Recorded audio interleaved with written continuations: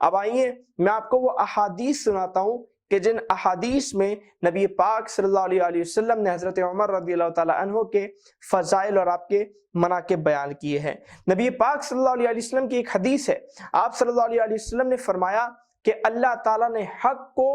عمر کی زبان اور عمر کے دل پر جاری کر دیا ہے، یعنی حضرت عمر رضی اللہ تعالیٰ عنہ جو تھے وہ حق گو تھے اور حق کے علمبردار تھے، اور آپ ہمیشہ حق اور سچ بات ڈٹ کر کہتے۔ اسی طرح نبی پاک صلی اللہ علیہ وسلم کی ایک اور حدیث مبارکہ ہے، نبی پاک صلی اللہ علیہ وسلم فرماتے ہیں کہ میں ایک رات سو رہا تھا تو مجھے دودھ کا پیالہ دیا گیا، میں نے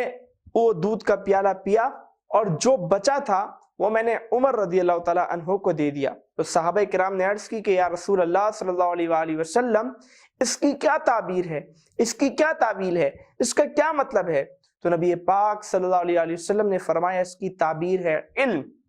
یعنی حضرت عمر فاروق رضی اللہ تعالیٰ عنہ جو تھے وہ علم میں سرکار دو عالم صلی اللہ علیہ وسلم کے جانشین تھے، اور آپ کا علم کیسا تھا کہ صحابی رسول حضرت عبداللہ بن مسعود رضی اللہ تعالیٰ عنہ فرماتے ہیں کہ اگر ایک پلڑے میں عمر رضی اللہ تعالیٰ عنہ کا علم رکھ دیا جائے اور دوسرے پلڑے میں تمام روئے زمین کے انسانوں کا علم رکھ دیا جائے تو حضرت عمر فاروق کے علم کا پلڑا بھاری ہو جائے گا۔ اسی طرح آپ کے انتقال کے بعد حضرت عبداللہ بن مسعود رضی اللہ تعالیٰ عنہ نے یہ بھی فرمایا کہ عمر رضی اللہ تعالیٰ عنہ جو تھے وہ علم کے 10 حصوں میں سے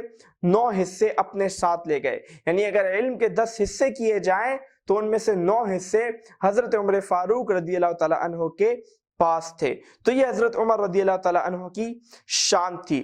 اور اسی طرح نبی پاک صلی اللہ علیہ وسلم نے آپ کے متعلق، آپ کے فضائل کے متعلق کئی باتیں ارشاد فرمائی، جیسے کہ نبی پاک صلی اللہ علیہ وسلم نے ارشاد فرمایا کہ اگر میرے بعد کوئی نبی ہوتا تو وہ عمر ہوتے۔ اسی طرح نبی پاک صلی اللہ علیہ وسلم نے فرمایا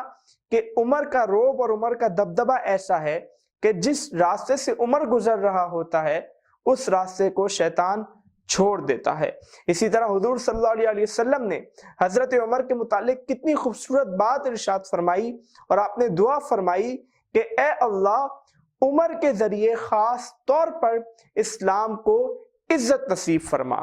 اور آپ کی شان کا اندازہ اس بات سے لگائیے کہ جس طرح احادیث کریمہ میں آپ کے فضائل وارد ہوئے، اسی طرح قرآن پاک میں بھی اللہ تعالیٰ نے آپ کی شان میں آیت نازل کی۔ اللہ تعالیٰ فرماتے ہیں سورہ تحریم میں کہ فَإِنَّ اللَّهَ هُوَ مَوْلَاهُ وَجِبْرِيلُ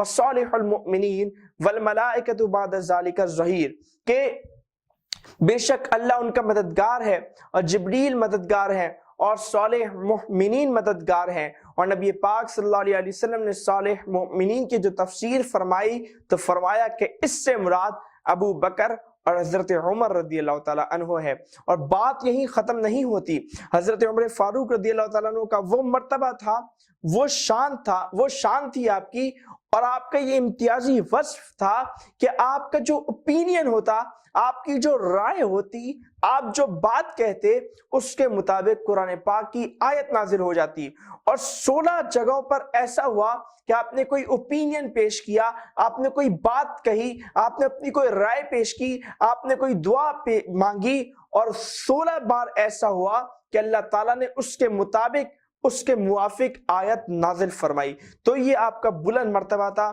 یہ آپ کی بلند شان تھی کہ آپ کی رائے قرآن کی رائے کے بالکل موافق ہوتی اور قرآن کی رائے کی طرح ہوتی۔